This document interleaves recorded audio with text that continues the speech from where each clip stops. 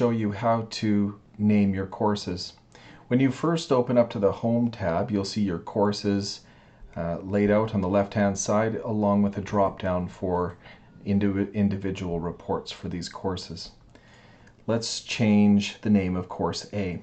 To change the name of Course A, we're going to click on this tab down at the bottom, and the next thing I'm going to do is I'm going to rename in cell B4. I'm going to rename Course A, and I'll call that Math, and then I'll press Return. Now at this point, it can take anywhere from 30 seconds to 5 minutes, depending on your connection, to run a whole bunch of things that are happening in the background. So all the sheets are getting updated, the tab will be renamed, and the name will be updated in the Home tab. And let's actually go to the Home tab right now so I can show you what that did.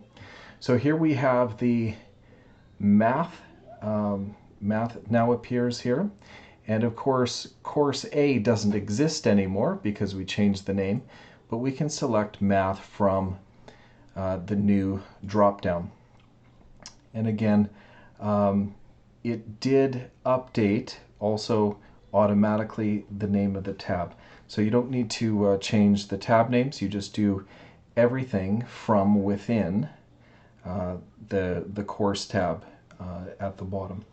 So just as a recap, the only way to rename a course in the Ultimate Google Sheets Gradebook is to click on the course you wish to rename, and in cell B4, give it a name, and then wait anywhere from 30 seconds to 5 minutes for everything to update and start working properly.